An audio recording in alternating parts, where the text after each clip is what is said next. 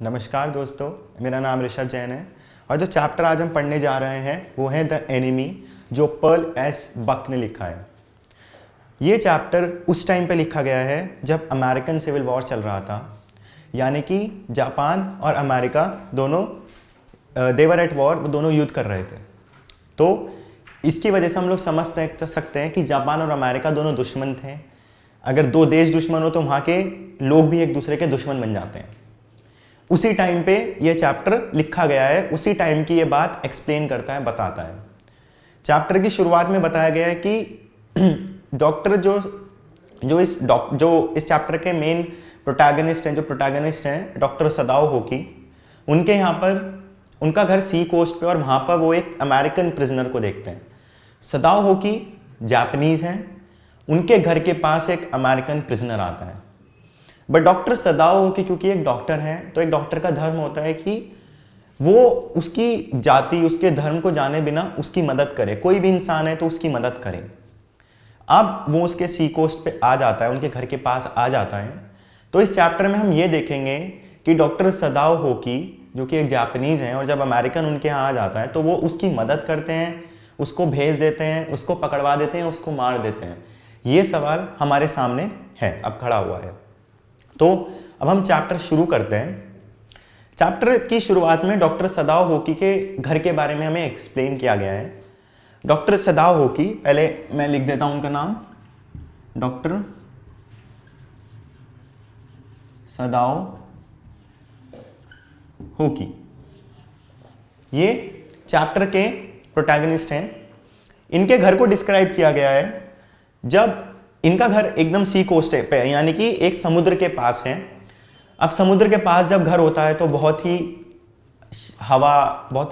सुंदर हवा इनके घर में आती रहती है, और आसपास खूब सारे पेड़ हैं, पानी की लहर की आवाज़ें हर समय सुनते रहते हैं, और ये सब चीज़ें बहुत सुकून पहुंचाती हैं उन्हें। डॉक्टर सदाओ होकी वहीं पर रहते हैं, और जो पाइन के ट्रीज़ हैं उन पर ये चढ़ा करते हैं। उसी तरह जिस तरह हम कोकोनट का पेड़ होता है उस पर चढ़ के कोकोनट उतारते हैं ना, वैसे ही डॉक्टर सदाओ होकी इन पाइन ट्रीज के ऊपर चढ़ते हैं। और इन्हें बचपन में याद है कि इनके पापा इन्हें एक जगह ले जाया करते थे, फिर वहाँ से इनको आइलैंड्स दिखाया करते थे, और ये कहा करते थे कि ये आइलैंड जापान के भविष्य की तरफ, जापान के सुनहरे भविष्य की ओर इशारा करते हैं। तो वो पूछा करते थे कि सुनहरा भविष्य कितनी आगे तक जाएगा। तो उनके पिताजी कहा करते थे कि भविष्य कितनी भी आगे तक जा सकता है, उसकी कोई लिमिट नहीं है, हम उसको कहीं रोक नहीं सकते। तो ये डॉक्टर सदाओ होकी के बारे में बताया गया है। जब वो 22 साल के थे तो वो अमेरिका, यानी कि अब स्थिति कुछ और है जब चैप्टर लिखा गया है, बट जब सदाओ होकी 22 साल के थे तो वो खुद अमेरिका पढ़ने गए थे। 30 साल की उम्र में ये वहां से वापस आए। इनके पिताजी का सपना था कि सदाओ होकी एक डॉक्टर बने। जब ये वापस आए तो ये डॉक्टर के नाम से तो फेमस थे, ये बहुत स्पेशल, ये सर्जन थे, और जो वूंड यानी कि जो हमारी चोट लग जाती है ना, उसको लेके सर्जरी कर, उसके ऊपर उन्होंने स्पेशलाइजेशन किया था। और इतना ही नहीं, जब ये वापस आए तो ये साइंटिस्ट बन के आए। 30 साल की उम्र में ये वापस आए। अपने पिताजी के मरने से पहले ये वापस आ गए थे, और जापान में ये एक फेमस साइंटिस्ट के नाम से तो थे ही मशहूर, इवन एक डॉक्टर के नाम से भी मशहूर थे। 30 साल की उम्र के बाद इन्हें बाहर जाने का मौका मिला, पर ये गए नहीं। क्यों? क्योंकि सबसे पहली बात तो ये थी कि ये ऐसी सर्जरी पे काम कर रहे थे ताकि अगर आपके कोई चोट लगे, जो उसका घाव हो वो ना रहे, यानी कि वो घाव हट जाए। पहली बात तो ये थी। दूसरी बात ये थी क्योंकि युद्ध चल रहा था जापान में, और जो मिलिट्री जनरल था वो किसी बीमारी से जूझ रहा था, तो उसको डर था कि अगर कहीं वो बीमार पड़ गया तो उसको देखने के लिए कोई डॉक्टर नहीं होगा। और क्योंकि डॉक्टर सदाओ होकी बहुत फेमस डॉक्टर थे अपने टाइम के, तो जनरल उन्हें बाहर नहीं भेजना चाहता था, इसलिए उनको कभी भी बाहर नहीं भेजा गया, और वो अब जापान में ही प्रैक्टिस कर रहे हैं। फिर उसके बाद डॉक्टर सदाओ होकी की वाइफ का नाम है हाना, ये इसकी वाइफ है।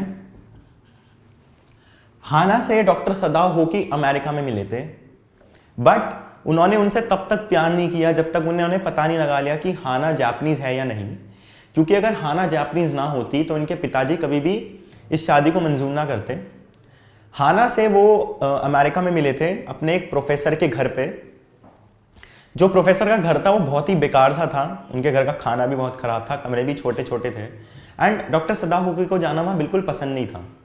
बट डॉक्टर सदाओ सिर्फ हाना से मिलने वहाँ पर जाया करते थे। जब ये लोग वापस आए तो इनके डॉक्टर सदाओ ने अपने पापा को हाना के बारे में बताया। फिर इसके पिताजी को ने शादी कर दी, क्योंकि वो भी एक जापानीज़ था और ये लड़की भी जापानीज़ थी, तो उसके पिताजी को कोई ऑब्जेक्शन नहीं था, इसलिए इन दोनों की शादी पक्की हो गई। फिर अब जब उसके बाद से काफ़ी हैप्पी मैरिड लाइफ जी रहे हैं। डॉक्टर सदाओ घर आते हैं वापस, उनकी वाइफ गेट खोलती हैं और ये दिखाया गया कि दोनों बहुत अच्छे तरीके से, बहुत खुशी से रह रहे हैं। अचानक से जब हाना बालकनी में खड़ी होती है तो इनके जो बालकनी है वहाँ से समुद्र का व्यू दिखता है। वहाँ पे कभी फिशरमैन आते रहते हैं, कभी जो आम लोग हैं घूमने वाले वो आते रहते हैं, वो घूमते हैं। हाना देखती है कि अचानक से कोई ब्लैक मैन, यानी कि कोई काले से कलर का आदमी, रंग का आदमी, जो हाना को दूर से दिखा, वो उठता है। उसे चलने में बहुत तकलीफ हो रही है, मतलब वो बहुत अटक अटक के रुक रुक के चल रहा है और उससे ढंग से चला नहीं जा रहा है। उसके कपड़े बिल्कुल भीग चुके हैं, ठीक है, ऐसा लग रहा है कि उस इंसान के चोट लगी हो। वो थोड़ा आगे चलता है, फिर नीचे गिर जाता है। फिर हाना देख के बहुत आश्चर्यचकित हो जाती है, ये कौन है, मतलब वो बहुत परेशान हो जाती है। वो डॉक्टर सदाओ को दिखाती है। डॉक्टर को लगता है कि शायद ये कोई फिशरमैन होगा, समुद्र में बह गया होगा, अभी अचानक से वापस आया तो अपनी जान बचा रहा होगा। फिर वो देखते हैं कि वो जो आदमी है वो धीरे क्रॉल कर करके आगे चलता है, बट फिर रुक जाता है, यानी कि वो अपनी ज़िंदगी से लड़ रहा था। डॉक्टर सदाओ और हाना भाग के जाते हैं उसके पास, उस आदमी के पास। देखते हैं वो एकदम नीचे पड़ा हुआ है, बिल्कुल चल नहीं रहा है। उसकी सांसें तो चल रही हैं पर इंसान चलने की हालत में नहीं है। खून निकल रहा है उसके पीछे से और उसके कपड़े भीग चुके हैं, बाल बहुत ज़्यादा बिखरे हुए हैं। तो डॉक्टर सदाओ समझ जाते हैं कि इस इंसान के पीछे कमर पे चोट लगी हुई है, ठीक है। वो देखते हैं कि ये गोली मारने का निशान है वहाँ पे कमर पे। तो वो क्या करते हैं, और वहाँ से खून आ रहा होता है, हाना देखते हैं कि वहाँ से अभी भी खून आ रहा है। तो डॉक्टर सदाओ क्या करते हैं, समुद्र के किनारे सी मॉस लेते हैं और उससे वो ब्लीडिंग रोकते हैं, थोड़े टाइम के लिए वो ब्लीडिंग रोक देते हैं। फिर डॉक्टर सदाओ देखते हैं कि इंसान अभी भी ठीक नहीं हो रहा है। वो उस आदमी को मोड़ते हैं, मतलब क्योंकि वो पीछे से लेटा हुआ है तो उसकी शक्ल देखने के लिए जैसे ही उसे आगे की तरफ पलटते हैं तो देखते हैं कि वो एक वाइट मैन है, यानी कि एक अमेरिकन हो गया। अब एक जापानीज के सामने एक अमेरिकन आ गया। ये बहुत ऐसी क्रिटिकल सिचुएशन थी क्योंकि जापानीज और अमेरिकन दोनों उस टाइम पे एनिमीज थे, वो एक दूसरे को बिल्कुल भी पसंद नहीं करते थे। ऑल्दो डॉक्टर सदाओ ने अपनी मेडिकल अमेरिका से की थी, बट क्योंकि अब युद्ध चल रहा था तो दोनों एक दूसरे के दुश्मन थे। डॉक्टर सदाओ देखते हैं वो एक अमेरिकन है। अब वो कंफ्यूज हो जाते हैं बहुत ज़्यादा। वो उसकी टोपी उतारते हैं तो देखते हैं कि उसके बाल लंबे हैं, पीले कलर के बाल हैं, ठीक है। तो वो पक्का उन्हें कंफर्म हो जाता है कि ये आदमी जो है वो एक अमेरिकन है। तो यानी कि डॉक्टर सदाओ ने किसको पकड़ा, एन